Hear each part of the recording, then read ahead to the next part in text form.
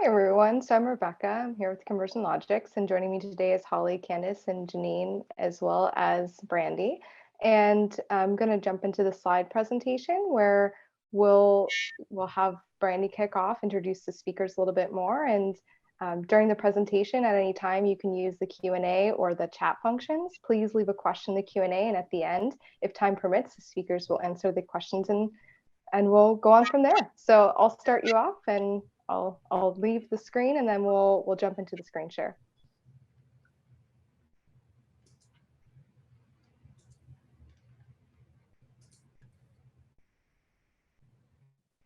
Thank you very much, Rebecca, and thank you everyone for joining us today in this live discussion about budgeting for 2023. Our goal is to help you build a customized marketing budget for next year and provide strategies you can use to help maximize your results in the coming year. I'm Brandy Myers, an account manager at Conversion Logics, and I work primarily in the multifamily industry and look forward to sharing what I've learned from my experiences planning marketing budgets with multifamily clients. Presenting with me today is Holly Rodriguez, Vice President of Account Management at Conversion Logics. And Holly has been with CLX for 7 years and has extensive experience as both a digital marketing consultant and a multifamily marketing strategist. She works primarily with multifamily properties in the US. Also joining us today is Candace Kelly.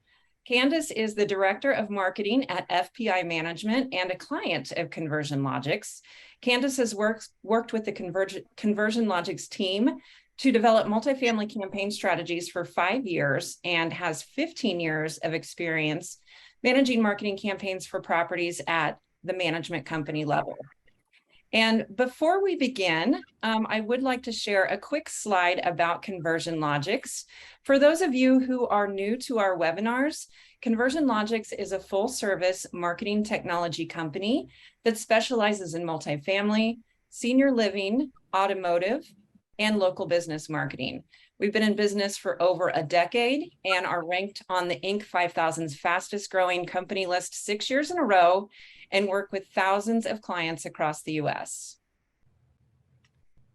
And today we're going to share our insights on some of these following topics. First, how we evaluate budgets and an overview of our budget planning process, the channels we're investing in, our approach to allocating spend based on occupancy and the type of market you're operating in, as well as tips for maximizing your marketing spend with the budget you develop and strategies for optimizing those critical conversion rates. Let's kick off the conversation by sharing the consultative questions we ask when starting the planning process. So Candace, let's start with you. What's your budget planning process look like? Yeah, that's a big one. It's a big undertaking, you guys. We really are the vehicle that drives that major machine, right? So really what we like to do is reflect on past years. We know that it's tough and we'll get into, endemic discussion, but we really like to take a look at, previous years and determine, hey, is there something that, we didn't foresee in the prior year or 2 years that we may need to account for now? We really look at, scaling back on paid sources when organic really has natural velocity too. For example, June and July, we really have that natural velocity in a lot of our markets that are, tremendously seasonal. And so we like to pad for months where we know we tend to struggle due to seasonality. So peeling back a little bit in the summertime, for stabilized assets is always a great move, and leaving some room to really step on the gas in those tough winter months. And then of course, budgeted occupancy, you guys, we really try to, when we're the fullest, have the opportunity to scale back. And then again, utilize those when we see deficits from our budgeted occupancy. So those would probably be the heavy hitters, looking at the prior year, really taking into account what we rely on naturally for velocity, and then making sure that we're able to pad for months that traditionally are affected by seasonality. And I like that you also briefly touched on endemic planning. Have you had to adapt your budgeting process in light of the pandemic, and what advice would you give to others who are navigating that planning? Yeah, it's really been a tricky one. We work very closely with our operations teams to make sure that we are keeping a pulse on what local market conditions may be passing along in terms of moratorium changes. We look at some mass exodus that we saw in 2021 when those moratoriums lifted. And some counties even pouring into 2022. So those sudden changes to occupancy can really make it challenging. So we look for places again where we can pad our budget to maybe bank on what velocity changes that we saw with either move outs or move ins the prior year due to those moratoriums lifting. And then really what we're looking at is just looking at it more frequently. That's something that we've definitely had to pivot, whereas maybe in years past a quarterly basis was sufficient for looking at ad spend, but we're looking at it more frequently now. And then again, just making sure that we're keeping a close pulse with our ops teams on what county and market conditions look like with those moratoriums lifting or potentially even going back into place. So I would say those are probably what we really focus on for endemic changes for budgeting. That's great information, Candace. Thanks so much. It's certainly been a challenging time to anticipate what will happen as we've gone through the last 2.5 years. And, looking at the slide up on the screen right now, there's a couple of other things that we as a digital agency look for or try to find out about when we're trying to help develop a budget. We are looking at occupancy rates. So for instance, are we leasing up? Are we, high velocity leases, or are we trying to fill in some holes? And that will definitely affect how much traffic we need to be bringing in based on conversion rates that we have. And then what does the market look like? Is there a demand driver in the market, a new large company, building a headquarters? What's happening with the businesses in the area that would bring people to live in this area, or even if it's a more suburban market, what's drawing people to leave the urban core to come out to suburbia to live. How do you compare to the market? I work with several communities who have said we are the newest property in the market. That's always a great advantageous place to be. But what if you are one of 7 lease ups in a 10-mile radius? How are you going to stand out amongst your competitors? And what are your traffic levels looking like at the community? Do you have great foot traffic because you have great visibility, or do we need to pull in a lot of that business from online searching? One of the things that became very clear to us during the lockdown and the pandemic was that your actual real estate, on the street was less important than what your real estate was online. And as you consider your online strategy, you want to keep in mind that you do have a place online, and can you be easily found?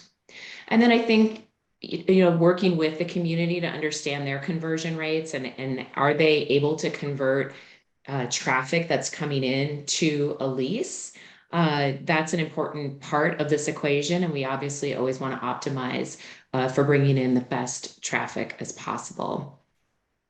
So looking ahead as we walk into the budget season, we know one of the biggest challenges that you all face is where to invest your marketing dollars. And we're going to talk here a little bit about what strategies are helpful for the market. So if you've worked with me, if not, you'll know that this is one of my big things that I really have used as a goalpost really for my whole marketing career, which hasn't only been in digital, it's been in old style marketing too, that it takes 7 to 10 times for an ad exposure to influence somebody to have unaided brand recall. So this originated from the movie industry, evidently in the 1930s. I learned about it a little bit later than that, when I was in college.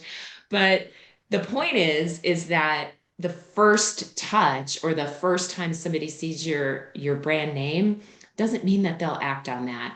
The data tells us that it takes 7 to 10 times. So what we like to do in digital is touch people in those 7 to 10 times with different platforms and different ad creatives to help cement that unaided brand recall that we're really looking for. And we know that people who have brand recall go back and convert at a higher rate than do those who are just shopping with a non-brand awareness.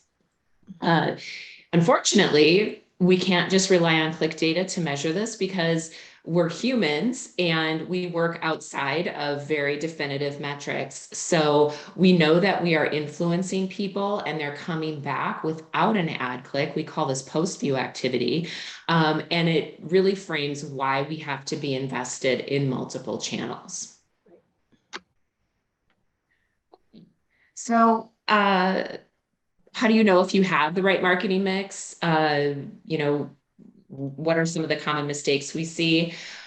One, that the budget is spread too thin. So for instance, we want to be a boulder getting thrown into a pond with our advertising versus a pebble in the ocean.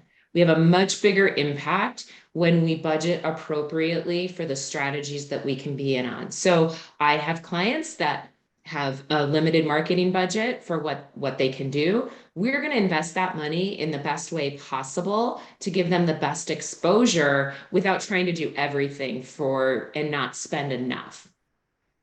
A lot of times people also become overinvested in search strategies. Search is a very effective strategy for converting prospects into leads and into leases, but it's not the only thing that you should do. And we'll talk about that throughout this presentation, in that it tends to be valued so highly because it comes at the end of at the bottom of the funnel. And that's where all of the attribution lies, is in paid search, right? So people want to spend all their money there, but getting them to get into search is how we use our other marketing strategies to support that. And also missing out on retargeting opportunities.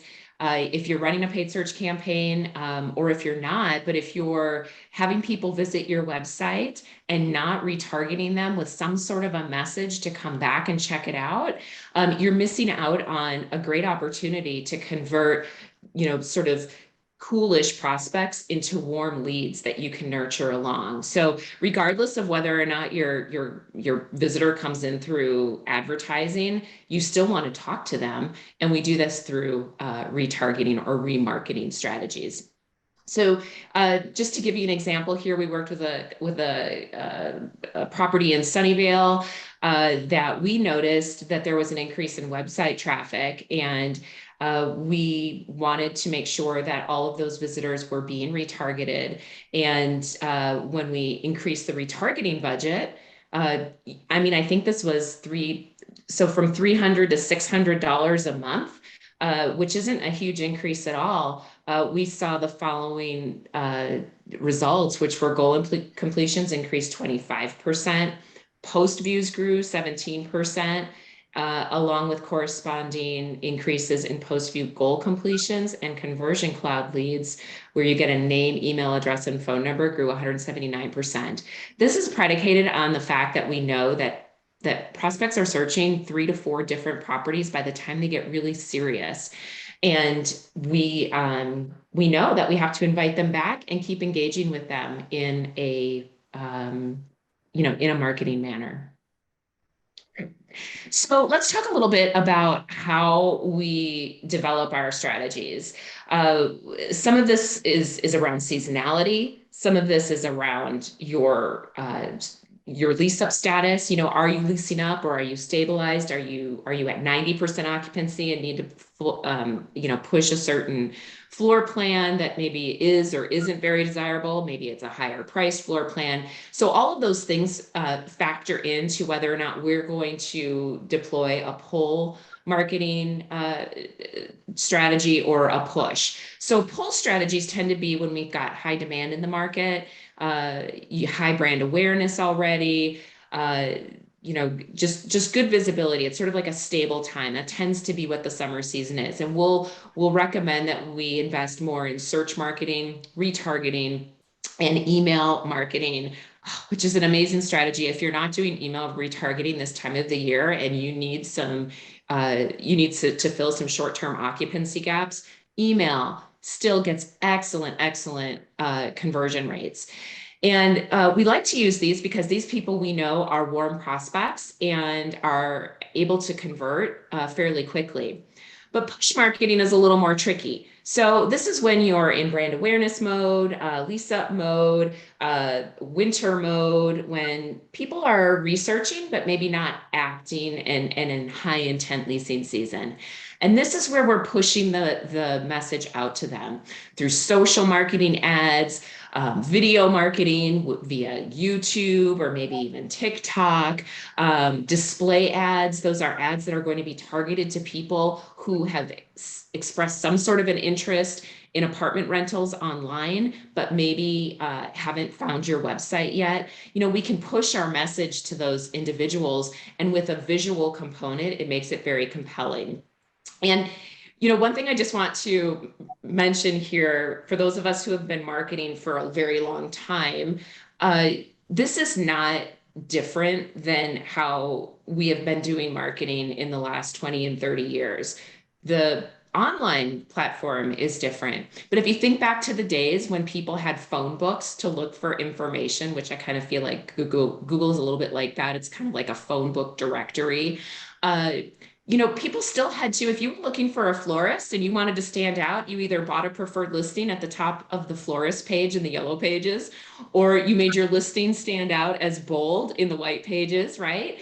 And if you really wanted to accelerate sales, you might send out some advertising in magazines or printed publications, or put them at the local grocery store or whatever, advertising your specific floral shop. So, don't think that this is just an online strategy. This is marketing, and we are deploying it in digital and recognizing that it's a pretty noisy environment in digital right now. So we want to, make those strategies stand out as much as possible. Okay, so I'm going to turn back to Brandy, and Brandy, maybe you can take us through what channels you're recommending our multifamily marketers invest in for next year. Thanks, Holly. And those were great insights. And I love how you talked about how marketing has really not changed in the last 20 years. When you talk about the rule of 7, it makes me think of those old refrigerator magnets that we always used to have hanging up for the plumber or the dry cleaner that, we saw over and over until we needed that service. And then, the little calendars and the pens and all of it, it all works together. When we talk about marketing channels to invest in, though, today's marketers are all about video. Video has been one of the most important advertising media that we have seen. And out of more than 250 advertisers surveyed, more than half of them ranked video as number 1, as the most important. And that was followed by search at 16%, social at 13%, and display coming in last. And if we think about, particularly multifamily, so many of these communities and properties have just wonderful amenities and floor plans to showcase. And so having that video element really tell that story can just make such a huge impact. And there's so many ways to repurpose video as well, and really just shoot it out to multiple channels. Once you actually have a video created, there are so many different ways that you can utilize it and repurpose that content.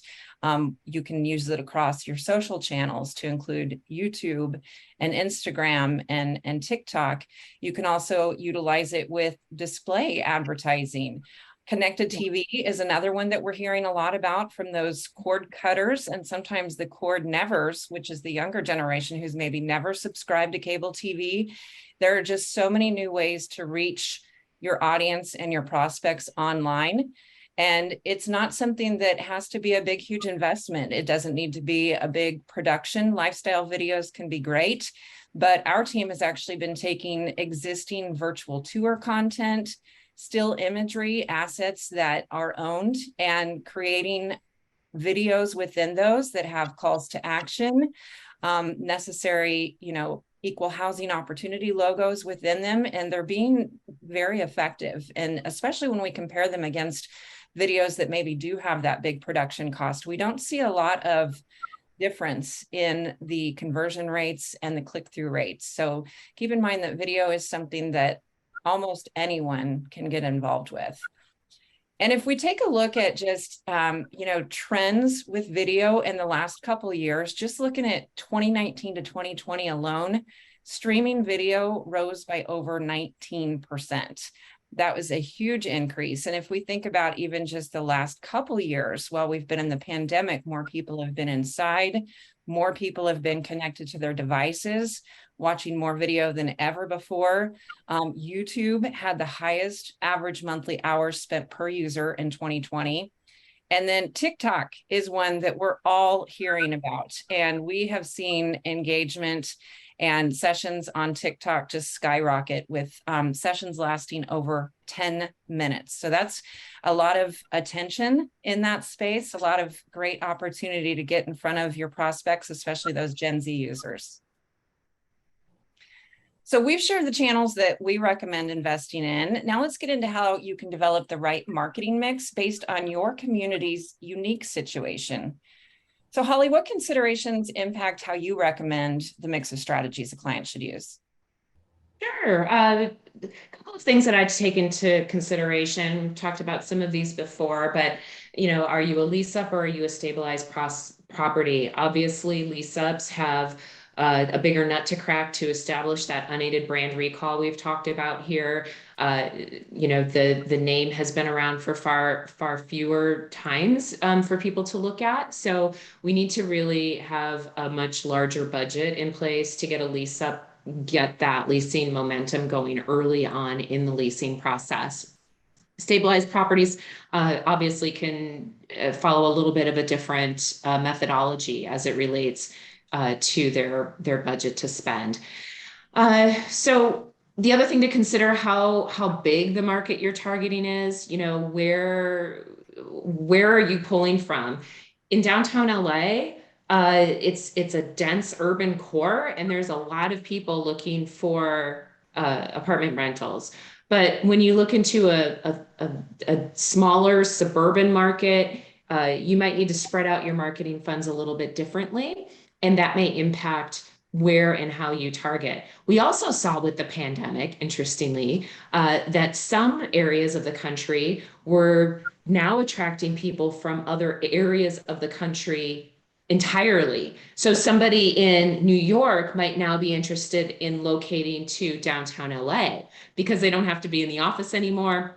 Work schedule is fluid, and there's a little bit more sun there, perhaps.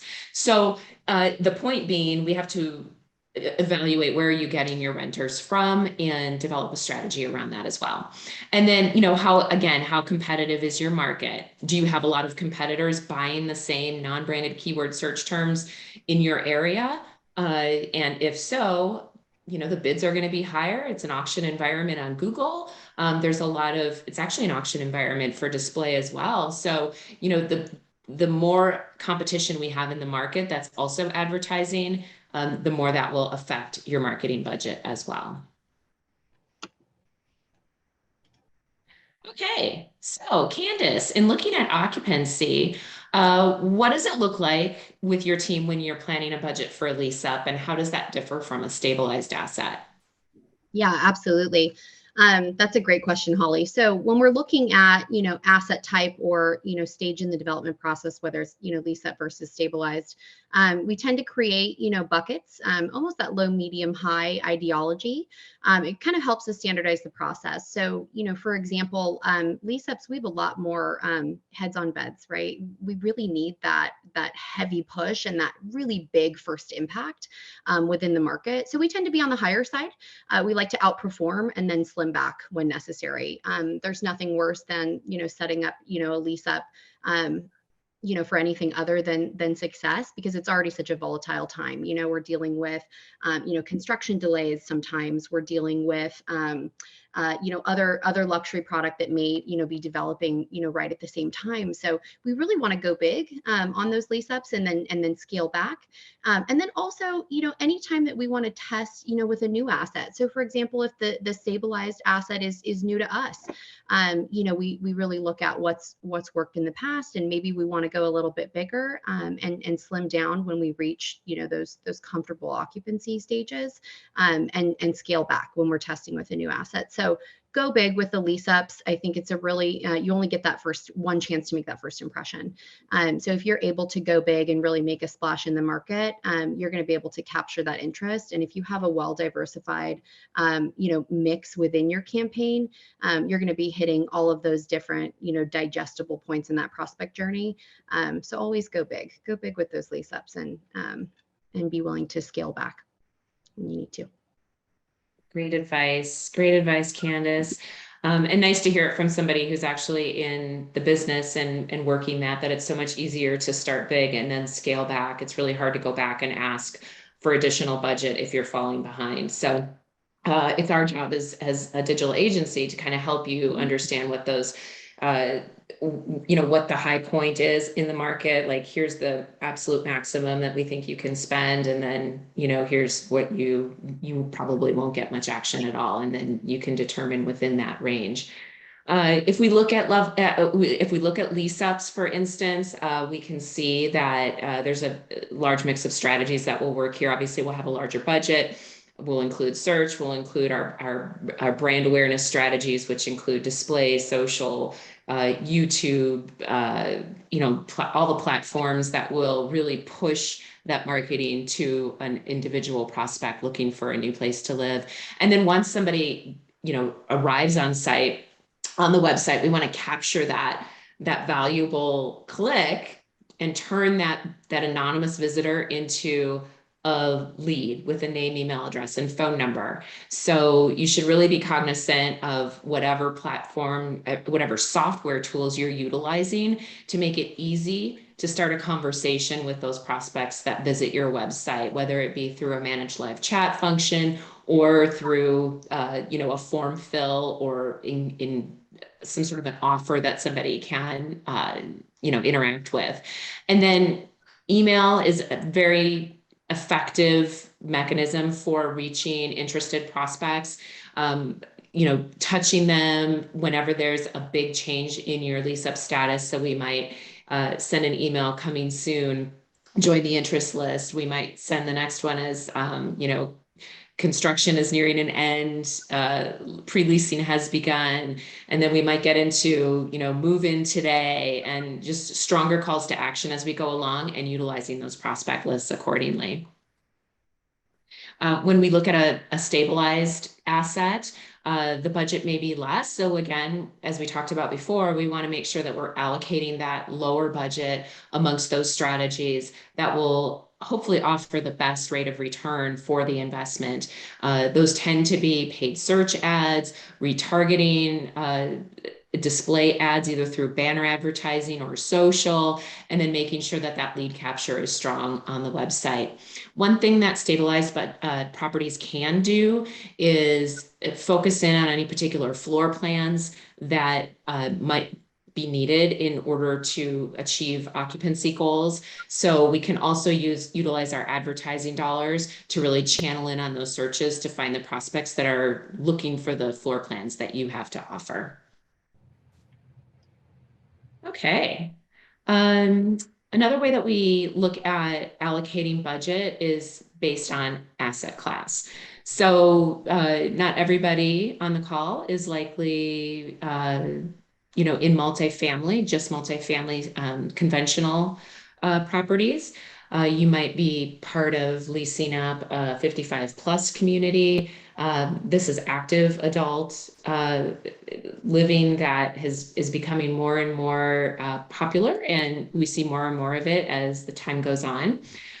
We also are looking at student housing as a separate market, and reaching those individuals in a little bit different manner than we might reach somebody who's searching for a community when they're, 58 years old. So we have some great stats around where those different prospects based on asset class are looking. And we try to really strategize your marketing dollars around reaching those individuals. Candace, what is your perspective as an operator and how you target different segments based on asset class? Yeah, that's a great question. I think that's something, at FPI, we really pride ourselves in, is that we're very much not a one size fits all operator. And we really take that same strategy into looking at marketing, holistically and being able to curate those strategies based on asset. And we sure do have a variety of asset classes that we manage with FPI. So it's really important for our marketers to be able to do that. So for example, you've said in the past, Holly, in working with you, you have to meet your prospects where they are, and your prospects may vary, by market. So for example, when you spoke about urban luxury, do I have the right mix? Am I spending money in, more of those recent increased, digestible marketing channels, trying YouTube, looking at CCTV, display. I look at, different impacts, whatever if you're looking at maybe a market reposition, for example, and you're really looking to, turn the tide. Are we advertising based on, a new renovation spec? We look at, what that plan looks like for any kind of, renovation as well. So you want to make sure that you're meeting your specific prospects where they're at based on the demographic that the property is either seeking with a market reposition, or the type of, demographic that is drawn naturally to that, type of product. So making sure you have a good mix. I'm not going to probably double down on dollars with social media if I maybe have, a lighter, mix in social media users within that demographic, for example. So making sure that you're really looking at the asset, getting as much information as you can based on the demographic, and paying attention to the evolving trends, making sure that, if you're, again, in that urban luxury, that you're attacking places that they're already looking, right? We spend a lot of time on social media for that demographic, for example. So just making sure that you're taking that custom approach to your asset class. Yep. I think it makes a whole lot of sense. Brandy? Yeah, thank you, Candace. And, we do talk about budget, and keeping in mind that limited budgets are something we work with often. And so we take a look at how we can maximize those. So when you are working with limited budgets, Candace, how do you maximize those and make your budgets go further? And how can other marketers do the same? Yeah, that's a great question. It kind of goes back to looking at, that 12-month span. Do we have any lessons to learn from the year before in terms of unforeseen trends if it's an asset that, we're newer to launch a campaign on? Or seasonality is big. We really know our markets intimately, and we know which markets really suffer from that seasonality. So we know when we have to try a little bit harder to connect with those prospects, or kind of increase that digital reach versus that in-person walk-in traffic.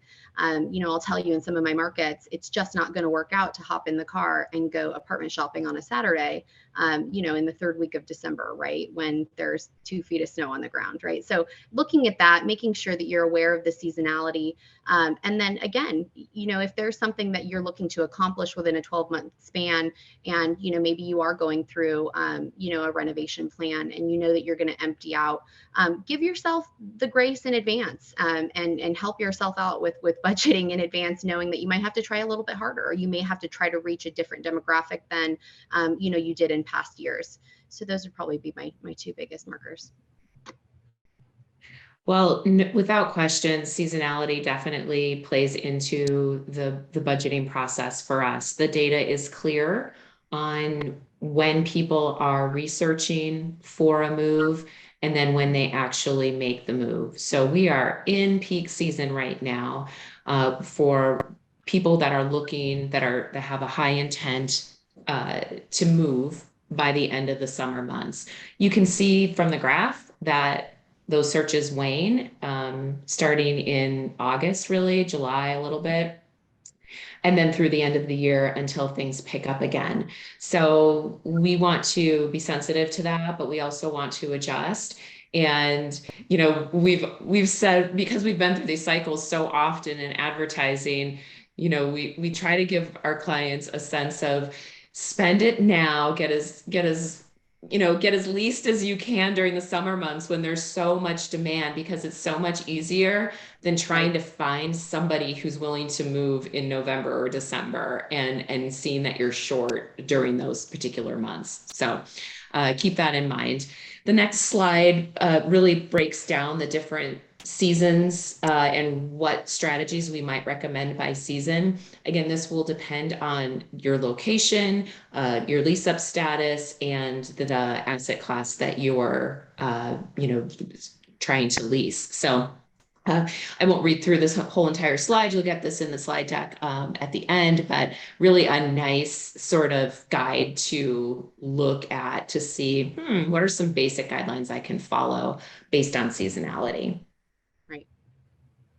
Excellent guide there, Holly. And another very vital thing to keep in mind is to make sure that your website is optimized to connect with the traffic coming to it. We know digital marketing creates that traffic, it creates that demand, but those are anonymous website visitors. So making sure you have got lead generation technology and tools in place to ensure that that anonymous website traffic is converting into first-party contacts that you can then fill your database with to remarket to is absolutely vital. So making sure you give them a clear path to connection once they get to your website is something we highly recommend.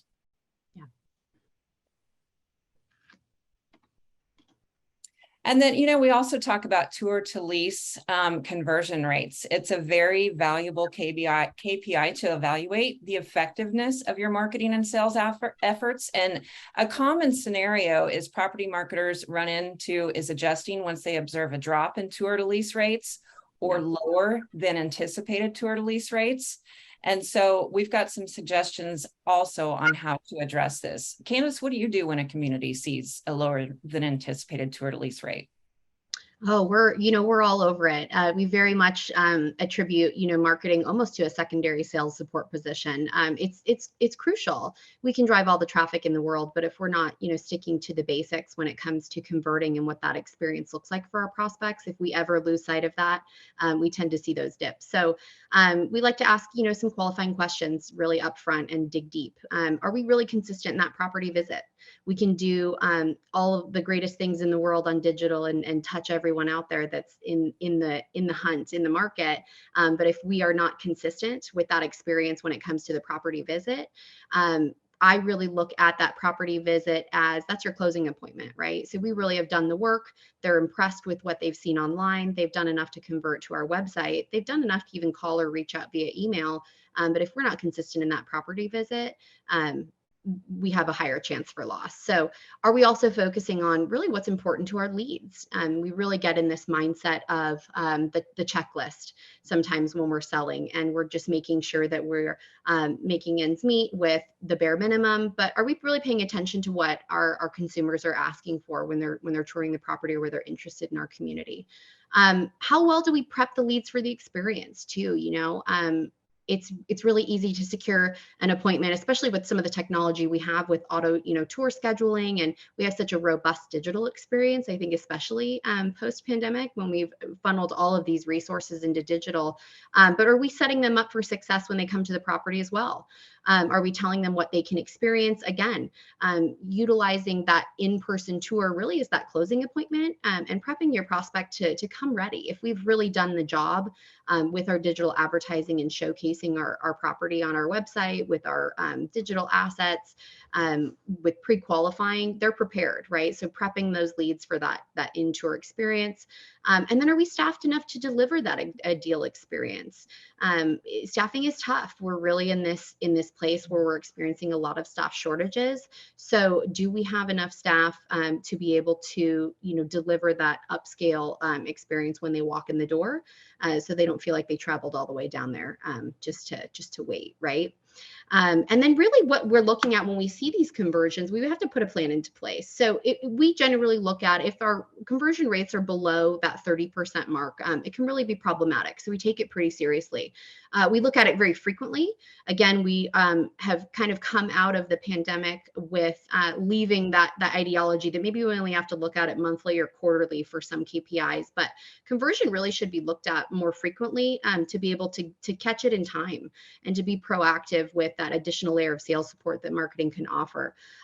So again, taking it very seriously when we fall below that 30%, knowing the why behind it. If we have any opportunity, at an on-site level or with phone presence, or even follow-up or time that it's taking us to get to the leads. And if we're really engaging those prospects before they get to, tour us online with that virtual experience, and just the information that's on the website, we can really help prepare them for what's to be experienced at the property level. And that experience should be consistent. Your ground should be really ideally kept, as well as your photography. You should be as attentive as when you very first called that lead back that showed up on your CRM dashboard, let's just say. We want to be able to share in that consistent experience, both offsite and on-site when they come to the community. So just going back to the basics, I'm an old school gal, and it tends to work out.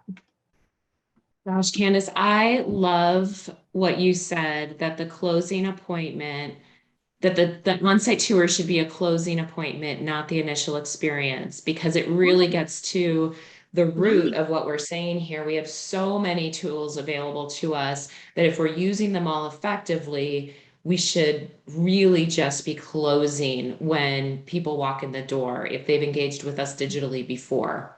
So, as we look at from our perspective as a marketing digital agency, we can't really help with training leasing team and keeping the grounds up. But some of the things that we can do in order to give you enough leads to choose from, enough prospects to choose from, is to increase your lead volume. And that may be just adding some lease capture strategies to your website so that you can capture a name, email address, and phone number.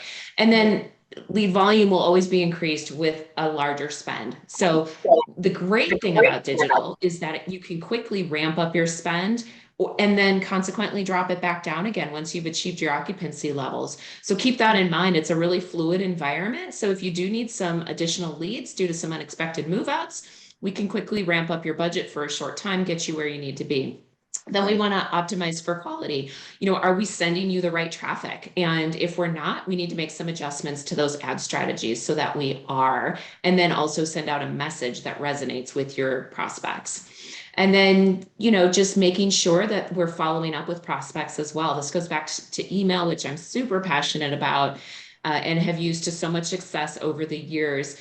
Once somebody engages with you, are you really continuing that conversation with them, even when they walk up the door and say, I have to think about it? And we want to give you the tools to make that easy for your leasing team.